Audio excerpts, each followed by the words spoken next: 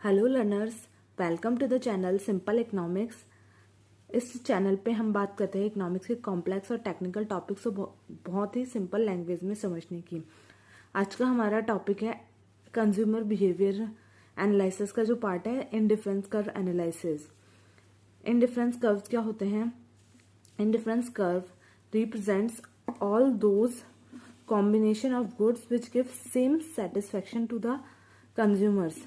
Indifference curve अलग अलग points होते हैं, इसमें गुड्स के अलग अलग कॉम्बिनेशंस होते हैं, एक्स और वाई गुड के सब कॉम्बिनेशंस पे इक्वल सेटिस्फेक्शन मिलता है कंज्यूमर को। As all combinations give equal satisfaction, consumer will be indifferent between them. Consumer को कोई फर्क नहीं पड़ता वो किसे चूज कर रहा है, क्योंकि सब उसको सेम सेटिस्फेक्शन दे रहे हैं। Theory propounded by J.R. Hicks in his book Value and Capital 1939। J.R. Hicks ने इसे प्रोपाउंड किया 1939 में वैल्यू एंड कैपिटल में। Adopted concept of ordinal utility, इससे पहले हमने कार्डिनल यूटिलिटी के कॉन्सेप्ट को पढ़ा था, इसने ऑर्डिनल यूटिलिटी। ऑर्डिनल क्या होता है? हम रैंक कर सकते हैं चीजों को, A B C D E, इस तरीके से रैंक कर सकते हैं कि हाँ हमें ये ज्यादा सेटिस्फेक्शन दे रहा है, कम सेटिस्फेक्शन। एग्जैक्टली क्वांटिफिएबल नहीं होता है, क्वालिटी वाला कॉन्सेप्ट होता है इसमें, और ऑर्डिनल होती है यूटिलिटी। इस एनालिसिस के अजम्पशंस क्या है? अजम्पशंस है कंज्यूमर पोजेस कंप्लीट इन्फॉर्मेशन, जो भी मार्केट में रेट्स वगैरह जो चल रही है उसके बारे में और प्रोडक्ट्स के बारे में कंज्यूमर को कंप्लीट इन्फॉर्मेशन है। Consumers are capable of ordering और ranking, more of a commodity is better than less. कम कमोडिटी कंज्यूम करो, उससे ज्यादा कंज्यूमर ज्यादा कमोडिटी करना चाहेगा, ये है इसमें। Preferences of a consumer are transitive. Transitive का मतलब होता है अगर कंज्यूमर को ए से ज्यादा बी पसंद आ रहा है और बी से ज्यादा सी पसंद आ रहा है तो उसे ए से ज्यादा सी पसंद आएगा, ये होता है ट्रांजिटिव। ट्रांजिशन है उसके अंदर, ऐसे नहीं है कि ए से ज्यादा बी पसंद आ रहा है, बी से सी, तो ए और सी में कोई रिलेशन नहीं है, ए से ज्यादा सी पसंद आएगा उसे।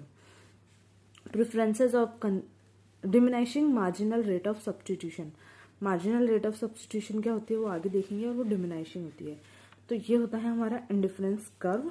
इसके अलग अलग कॉम्बिनेशन है, जैसे 12 unit of X, 12 unit of Y और 1 यूनिट ऑफ एक्स। यहाँ पे कंज्यूमर इंडिफरेंट है। 8 और 2 में भी उसे कोई वही सेटिस्फेक्शन मिल रहा है, 5 और 3 हो जाने पे भी उसे वही सेटिस्फेक्शन मिल रहा है। ये इसका शेड्यूल होता है इंडिफरेंस कर्व का। अभी हम देखते हैं कि जब उसने 12 यूनिट्स थी y की और वो x की 1 यूनिट ही कंज्यूम कर रहा था, x की 1 यूनिट से 1 यूनिट से 2 यूनिट पर जाने पर उसने सेक्रीफाइस कितना किया? 12 to 8, मतलब 4 यूनिट्स ऑफ y का सेक्रीफाइस किया। लेटर 2 to 3 पे जाने के लिए उसने 8 to 5 केवल 3 यूनिट्स का सेक्रीफाइस किया। फिर 3 से 4 पे जाने पर उसने 2 यूनिट्स का सेक्रीफाइस किया। तो ये जो सेक्रीफाइस की रेट है वो कम होती जा रही है सब्स्टिट्यूट होने की, इससे इसको सब्स्टिट्यूशन की रेट कम होती जा रही है, तो उसे बोलते हैं diminishing marginal rate of substitution. आगे एक हमारा इंडिफरेंस मैप है, ये अलग अलग इंडिफरेंसेस कर्व्स को शो करता है। Consumers indifference map portraits consumer scale of preferences, अलग अलग प्रेफरेंसेस को शो कर रहा है वो अलग अलग रेट पर। अब हम समझते हैं मार्जिनल रेट ऑफ सब्स्टिट्यूशन के बारे में। The rate at which consumer is prepared to exchange goods X and Y is known as MRS। Exchange हो रहा है एक्स और वाई का, एक्स छोड़ रहा है वाई छोड़ रहा है एक्स के एडिशनल यूनिट्स को कंज्यूम करने के लिए, तो वो मार्जिनल रेट ऑफ सब्स्टिट्यूशन कहलाता है। Marginal rate of substitution X of X for Y represents the amount of Y which consumer has to give off 1 additional unit of X so that his level of satisfaction remains the same. X की additional unit 1 additional unit को gain करने के लिए y की जो units उसको छोड़नी पड़ रही है उसको बोलते हैं marginal rate of substitution of x for y, ताकि उसका सेटिस्फेक्शन सेम रह सके। अब हमने पीछे देखा था कि वो डिमिनाइशिंग होती है, पहले 5 यूनिट्स छोड़ रहा था, फिर 4 यूनिट्स छोड़ी, फिर 3 यूनिट्स छोड़ी, तो as consumer has more and more of good X he is prepared to forgo less and less of good Y. अब ये ऐसा क्यों होता है? The reasons for diminishing marginal rate of substitution वो क्या है? The want for particular good is satiable. Wants हमारे सेटिस्फाई करने वाली होती है, ऐसा नहीं है हमें अनलिमिटेड क्वांटिटी में वो चीज चाहिए, एक बार हम उसे कंज्यूम कर लेते हैं तो हमें फर्दर मोर कमोडिटीज कंज्यूम करने की जो वांट होती है वो कम होती जाती है। So that as consumer has more and more of a good, the intensity of his want for that good goes on in declining. और दूसरा है goods are imperfect substitution for each other। वो imperfect substitution कैसे होते हैं कि same satisfaction तो दे रहे हैं वो, लेकिन वो जो commodities है वो substitute नहीं कर सकती एक दूसरे को। x की हमें y की भी हमें जरूरत है तो है, तो इस चक्कर में इसीलिए x जो ये होते हैं गुड्स वो इम्परफेक्ट सब्स्टिट्यूट होते हैं, और एक्स की फर्दर एडिशनल यूनिट हमें कंज्यूम करने पे वाई के हम कम यूनिट छोड़ना पसंद करेंगे। आईसीज लो, अब हम प्रॉपर्टीज ऑफ आईसीज के बारे में जानेंगे, डिफरेंस कर्व्स की प्रॉपर्टीज के बारे में जानेंगे। IC slopes downward to the right, downward slope करते हैं इंडिफरेंस कर्व इस तरीके से, और वो भी राइट साइड की तरफ, जो हमारा राइट साइड है उसमें स्लोप करते हैं। ICs are convex to origin, origin के लिए कॉन्वेक्स होते हैं, ये यूं बनते हैं आईसीज। आईसीज यूं नहीं बनेगा, ऐसे कॉनकेव नहीं होगा, कॉन्वेक्स टू ओरिजिन होगा IC. ICs can not intersect each other, ICs जो होते हैं वो इस तरीके से नहीं हो सकते, ये गलत डायग्राम है, ये एक दूसरे को इंटरसेक्ट नहीं करेंगे। Higher IC represents higher level of satisfaction, ये एक इंडिफरेंस कर्व 1 है, ये इंडिफरेंस कर्व 2 है, यहाँ भी एक पॉइंट है, यहाँ पॉइंट्स है,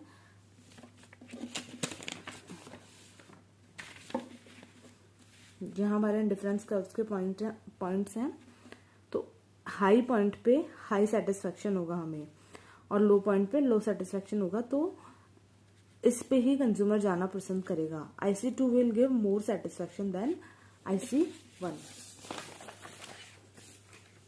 नेक्स्ट हम पढ़ेंगे बजट लाइन या बजट कंस्ट्रेंट्स के बारे में।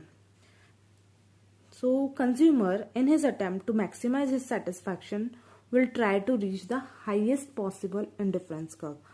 अब जो हमने मैप पढ़ा था जिसमें अलग अलग इंडिफरेंस कर्व शो हो रहे थे, तो कंज्यूमर क्या अटेम्प्ट करेगा कि वो हाईएस्ट वाले पे जाए, क्योंकि उसे वहां हाईएस्ट जो सेटिस्फैक्शन है वो मिल रहा है। But there are two constraints होते हैं, वो कंस्ट्रेंट्स क्या हैं? वो है he has to pay the prices of for the goods. अगर वो हायर आईसीज पे जाएगा तो वहां उसको मनी भी ज्यादा स्पेंड करनी पड़ेगी उनको कंज्यूम करने के लिए, तो उसे प्राइसेस देनी पड़ेगी। He has limited money income with which to purchase the goods. Consumer के पास एक लिमिटेड इनकम होती है जिससे उसे परचेज करनी होती है goods. So the budget line shows in सब रीजंस की वजह, इन दोनों रीजंस की वजह से वो हायर आईसी पे नहीं जा सकता, उसे एक लिमिट में ही रहना पड़ेगा, और वो लिमिट डिसाइड करती है budget line. So the budget line shows all those combination of two goods consumer can buy by spending his given income on two goods.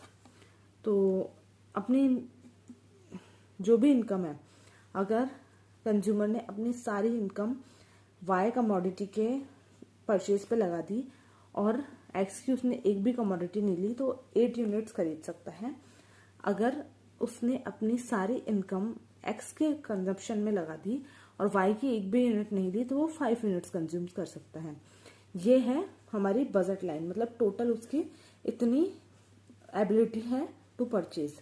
अब इसके अंदर जो भी कॉम्बिनेशंस बनेंगे उसमें कंज्यूमर एक्स और वाई को कंज्यूम करेगा। तो बजट कंस्टेंट हमारा क्या बन जाता है? P X prices of X into X plus prices of Y into Y is equal to M. ये प्राइसेस एक्स की हो गई और ये कमोडिटी जितनी वो कंज्यूम करना चाह रहा है एक्स की वो, और प्राइसेस वाई की हो गई, जितनी कमोडिटी, इन दोनों का जो टोटल होता है वो मनी इनकम, जो बजट मनी इनकम होता है वो होता है। नेक्स्ट अब हम बात करते हैं changes in price and shift in budget line के बारे में। तो प्राइस में अगर एक्स की प्राइस चेंज हुई है, प्राइस कम हो गई है, तो उसकी क्वांटिटी जो कंजम्पशन है वो बढ़ जाएगा और बी एल से शिफ्ट होके जो बजट लाइन है वो बी एल डैश तक चली जाएगी। जब एक्स की जो प्राइसेस है वो कम हो जाएगी, जब एक्स की प्राइसेस बढ़ जाएगी तो हम उसकी क्वांटिटी कंजम्पशन को कम कर देंगे और बी एल डैश डैश पर आ जाएगी बजट लाइन। सेम अगर जब वाई की प्राइसेस चेंज होगी तो वाई की प्राइसेस कम होने पर उसका क्वांटिटी डिमांडेड है जो कंजप्शन है वो बढ़ जाएगा और ये बी एल डैश तक ये लाइन पहुंच जाएगी। जब उसकी प्राइसेस बढ़ जाएगी तो उसका कंजप्शन कम हो जाएगा और वो बी डैश डैश एल तक आ जाएगी। ये होता है शिफ्ट इन प्राइसेस से बजट लाइन में शिफ्ट होना। अब है changes income and shift in budget line. जब इनकम चेंज होगी, इनकम बढ़ गई है तो हमारी बजट लाइन राइटवर्ड शिफ्ट हो जाएगी और बी डैश एल डैश हो जाएगी, और जब इनकम कम हो जाएगी तो बजट लाइन शिफ्ट होकर B dash dash L dash dash तक पहुंच जाएगी। अब हम इंडिफरेंस कर्व के थ्रू कंज्यूमर्स इक्विलिब्रियम को समझेंगे सेटिस्फैक्शन को मैक्सिमाइज करने के लिए। So a consumer is said to be in equilibrium when he is buying such a combination of goods as leaves him with no tendency to rearrange his purchases of good. एक ऐसे point पे consume कर रहा है consumer जहां वो x और Y को रीअरेंज ही नहीं करेगा। लाइक अगर वो आईसी में ऐसे है कि इस जगह पे वो एक्स और वाई को कंज्यूमर इसको मैक्सिमम सेटिस्फेक्शन मिल रहा है तो वही इसका कंज्यूमर का इक्विलिब्रियम पॉइंट होगा। इसके लिए अजम्पशंस क्या क्या है? वो अजम्पशन है कि consumer is rational, he has a given indifference map exhibiting his scale of preferences for various combination of two goods X and Y. X और वाई का ये इंडिफरेंस मैप होता है, वेरियस कॉम्बिनेशन उसमें शो किए हुए हैं। He has fixed amount of money to spend on two goods। एक एम दिया हुआ है जो अपना होता है, मनी दिया हुआ है, फिक्स है, तो पी एक्स एक्स हो सकता है प्लस पी वाई वाई, इस तरीके से वो अपनी मनी को स्पेंड कर लें। Prices of goods are given and constant for him. Prices constant हैं, goods are homogeneous and divisible. उसको कितना भी डिवाइड कर सकते हैं, ऐसा नहीं है बहुत ज्यादा बड़ी अमाउंट में है जिसमें उसे डिवाइड नहीं किया जा सकता। So goods are homogeneous and divisible. ये सब इसकी अजम्पशंस हो गई हैं। आगे हम इसके कंडीशंस जो रिक्वायर्ड है वो देखते हैं। इसके लिए 2 कंडीशंस रिक्वायर्ड है कंज्यूमर इक्विलिब्रियम के लिए। फर्स्ट कंडीशन क्या है? एक given budget line must be tangent to IC और marginal rate of substitution of X Y is equal to P X upon P Y. Tangent कैसे होगी? ये हमारे इंडिफरेंस मैप्स हैं, IC1, IC2, IC3, IC4, IC5 at Q point ये tangent है और MRS XY PX upon PY के बराबर है। दोनों जो कमोडिटीज है prices of X prices of Y के बराबर है, या दोनों कमोडिटीज को मतलब एक इक्वल अमाउंट में या फिर एक रैशनल अमाउंट में कंज्यूमर ने लिया है, वो टेंजेंट है इंडिफरेंस कर्व पे। ये लाइन पे बजट लाइन पे इंडिफरेंस कर्व टेंजेंट है क्यू पॉइंट पे, तो यही कंज्यूमर का इक्विलिब्रियम होगा। आर पॉइंट पे वो टेंजेंट नहीं है, एस पॉइंट पे भी टेंजेंट नहीं है, ऑल्दो वो कॉम्बिनेशन ऑफ गुड्स तो कंज्यूम कर रहा है आर एस एच या टी। जो IC1 IC2 पे है वहाँ कॉम्बिनेशन ऑफ गुड्स तो दोनों मिल रहे हैं, लेकिन वो टेंजेंट नहीं है, वहाँ उसका कंज्यूमर मैक्सिमाइजेशन प्रॉफिट नहीं हो रहा है और इक्विलिब्रियम नहीं है। नेक्स्ट कंडीशन क्या है इसकी? Indifference curve must be convex to origin at the point of tangency. अब वो पॉइंट तो उसे इंटरसेक्ट कर रहा है, टेंजेंट तो है बट वो टेंजेंसी आनी चाहिए, वो कॉन्वेक्स टू ओरिजिन होना चाहिए, ऊपर से नीचे की तरफ कॉन्वेक्स होना चाहिए। इस तरीके से कॉन्केव होगा तो वो उसका इक्विलिब्रियम पॉइंट नहीं होगा, वो अपसाइड डाउन ऐसे राइट साइड में फ्लैट होता हुआ उसे टच करना चाहिए। ये सेकंड ऑर्डर कंडीशन होती है कंज्यूमर इक्विलिब्रियम के लिए।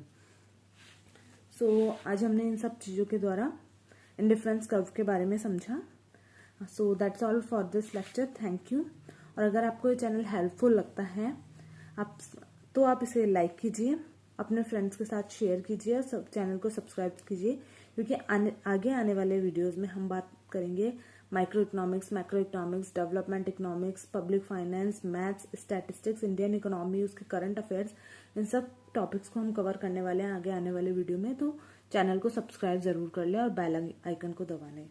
Thank you.